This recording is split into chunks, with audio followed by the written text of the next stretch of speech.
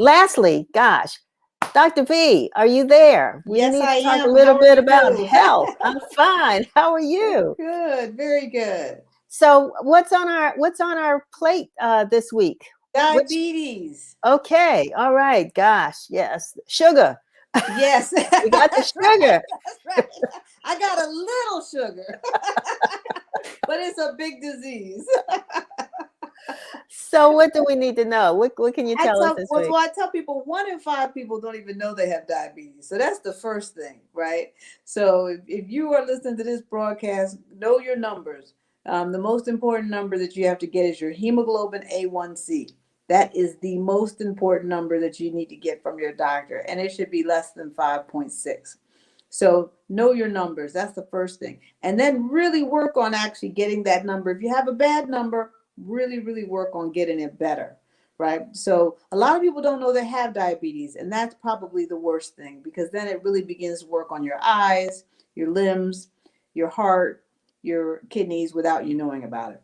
You So know, I think the first thing is you gotta know about it to do something about it. and Dr. V, I mean, I've talked to several people over the past year, and because I've been told this myself, but doctors are now. I mean, one year was like everybody take vitamin D. Every doctor you visited told you got to start taking vitamin D. Now I'm hearing a lot of doctors diagnose people with being pre-diabetic.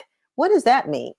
Yeah, so that relates to the hemoglobin A1C number that I was just talking about. So we used to say that you were a type 2 diabetic if your hemoglobin A1C was like maybe 6.5 or so or higher. And what we found was that between 5.5 and 6.5 is actually a very important range, that people are actually pre-diabetic, and it's an opportunity for them to do something about it. So so we've been diagnosing people earlier at a lower number so that they can actually change their trajectory. Because by the time their number, we found that by the time their number got too high, it was very difficult to turn it around. And so we started diagnosing people with pre-diabetes so then they could actually begin to do something about it. And so, what are some of those things that people need to do? Yeah, so I tell people, diabetes costs us in medical costs and lost wages $327 billion a year. So if you're pre-diabetic, what you really want to do, if you can get to a nutritionist, you can get to a nutritionist and actually look at your diet and look at what things you can take out or substitute. You don't necessarily have to stop eating everything that you love. I tell people, pick 1 or 2 things that you absolutely love. You can keep those in your diet, but get rid of those other things that you kind of like them, but you could do without them, right? And the more you're eating meats and fresh vegetables, or if you're vegetarian, protein, vegetarian products and vegetables, the better. The rice and the potatoes and the potato chips and any processed foods and any flavored drinks need to be minimized. Those are all the things we love, right? I know, I know. But you can make a lot of, you can do a lot of substitutes. I've made some really good kale chips. And I give myself a treat every once in a while. You know what I mean? So it's just about moderation. You take those things that maybe you have them every day, and instead have them once a week, and then go to once a month. Just span them out a little bit. You know what I mean? So that's what I tell people. That's where you start. So that is good. I'm really glad to hear that, because that pre-diabetes thing is a scary thing to hear. Yeah. And so to know that, it's just an early warning sign. And I'm so glad that doctors now are beginning to not wait until people, like you said, are too sick. Right. And that there are ways to address these issues. Next month is we celebrate Earth Day in Yes. April, but we're going to spend the entire month on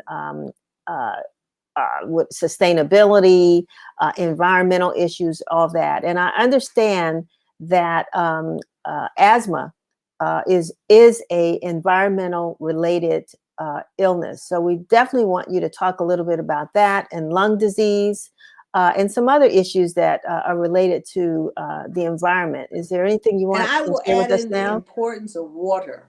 Yes. Yeah, we can do a whole, just one segment on water. People don't realize the importance of water. And I think we're going to eventually see people with if we don't turn around this climate crisis, really fighting over water. Yeah, and water helps with diabetes, right? Absolutely. Water helps with diabetes. Right? If you come in with diabetic with DKA and your blood sugar is high, that's what we do. We hook you up to an IV and give you a lot of water. Yeah, it really Wow. does. Amazing, amazing. Yeah, Dr. V, as I said, it's always a pleasure to have you with us, absolutely. and to make this a regular segment. I want people to know that if you have questions for Dr. V, please Yeah. send them to us at news@washingtoninformer.com. And I tell before we go, because you do a Mhm. weekly show as well. Yeah, I do a COVID webinar about getting vaccinated and answering people's questions about the COVID-19 vaccine. And they can go to askdrv.us is the website. And there's an invite there. You can get on the Zoom link. It's every Tuesday and Thursday, 8 to 9. All right. Well, thank you so very much for being with us again this week, All and right. we'll see you next week as we get ready to celebrate the Earth. Absolutely. All righty. Absolutely. Thank you. Thanks, Dr. V. All righty.